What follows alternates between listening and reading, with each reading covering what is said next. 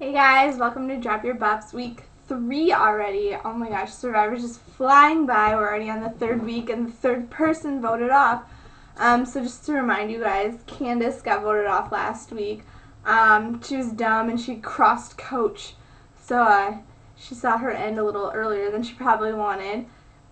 This week we saw a lot more of the Timbira tribe because they're having some issues.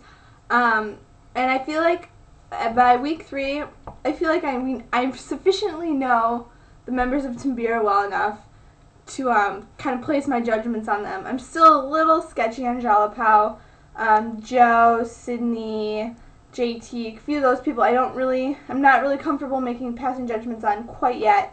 I just want to see a little bit more of them. But yeah, I feel like Timbira, we really know them at this point, and they've been fun to watch so far. So to get into it, the episode started with this awkward kind of confrontation, if you will, with Aaron. Right after Tribal, they do, the campfire conversation every week to start the episodes. And Aaron was kind of trying to save her ass a little bit because she'd been associating with Candace. So she's like, no, I thought she was sketch, so I wanted to, figure out what she was all about. But I wasn't really friends with her and all this stuff. And she was kind of digging her own grave. And Coach was just like, come on, this girl sucks. So there was that. And Aaron really put a target on her back from the beginning of the episode. The other tribe, Jalapao, boring this week, not really in it, so I'm not going to talk about them that much. But they caught a fish and everything. And I remember Joe was like, it tastes like victory, which basically says to me that he's kind of dumb and that he's not going to make it as far as some of these other people. So your fish can taste like victory, Joe, but I don't know if you're going to taste the victory. Sorry. What else? Oh, so reward challenge. Jalapao wins, blankets, tarp, woohoo. They can have a nice camp and be more comfortable. Like usual, every season it's like the third reward is always blankets and stuff. But the interesting thing is the exile comes back in. So Jalapao picks Brendan again, and Taj kind of just goes, Brendan! And then Brendan's like, yeah, Taj, come with me. So we see the same two at exile this week as last week. And so they're talking some more. They get a second clue, and they're talking, and they kind of decide it's going to be sketch if we keep coming here. So why don't we each find one person from our tribe, and we'll make an alliance of 4. And then, so Taj was like, I'll get Steven, because Steven seems like he can be easily played, so nice choice there. And Brendan's like, I'll talk to Sierra, which makes sense because Sierra had talked to Brendan earlier. So they're going to have this 4-person alliance, but it's going to be 2 and 2. So it's going to be Brendan and Sierra, Taj and Steven, if it works out. And there'll be 4 of them, and then when they merge, there'll be 4 that's super, no one knew about them. Whatever.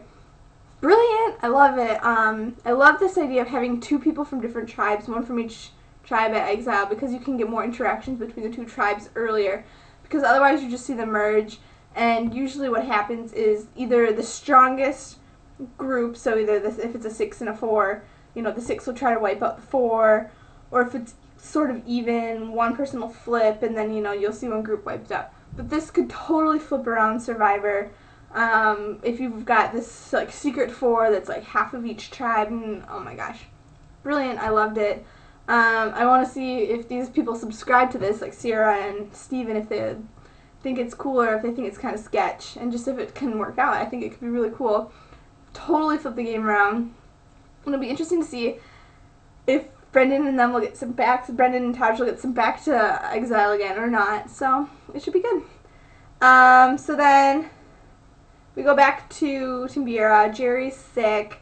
There's always someone that gets sick, and it sucks for them. Target on their back because they're weak or whatever. But I think one of my favorite parts in the middle of the episode was this interaction we're seeing between Tyson and Coach, and how Coach is kind of like, you can be my assistant coach, and Tyson's just sitting there laughing like, yeah, I'll be your assistant coach until you get voted off, and then what? I'll be the coach. I think Tyson's hilarious, and I like the interaction between Tyson and Coach, because Tyson thinks it's hilarious, and Coach thinks it's serious, so it's It's like kind of the joke's on you, but not really, because let's still work together. But I love it. I love their like pairing. They're both really strong, funny characters to watch. Just in terms of TV, so to have them together is going to make even better TV. So then they have the immunity challenge, whatever, they're building stuff. And Jerry got totally rocked by it. He was just like, he could not do anything afterwards. He's like, oh, I'm done, I'm through.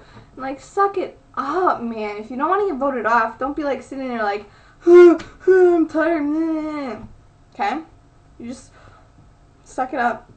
Go find a corner to lay in and whatever. Excuse me, I have hiccups.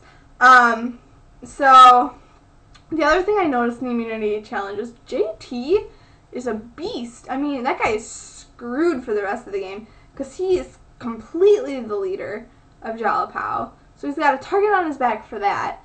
And he's also, like, clearly Jalapao's strongest guy. Joe's pretty strong too, but I think JT seemed stronger. But he's totally got a target on his back. He's yelling orders, doing all this stuff, taking on the reins of the tribe. He's so going to get voted out at the beginning of Merge. Like hold back a little bit. Because Tyson, similarly athletic, but he is not taking the leadership role. And he's kind of flying under the radar with his endurance and stuff. I don't know if you noticed. There were 6 blocks. Tyson did 3 of them, and he did 2 of them in a row. And just like goes back and does it. But he's not the one yelling and stuff, so there's less focus on him, which I think is interesting. I think JT is going to have some problems when they merge just for his strength, because it's more clear that he's stronger, but I think Tyson could outlast him on some stuff. So then, we've got to vote. It's Jerry or Aaron. Coach hates Aaron. She thinks she's got this weird evil smile. It's like, I can't even do it, but Coach does it really funny. You should YouTube it. It's like, I can't do it.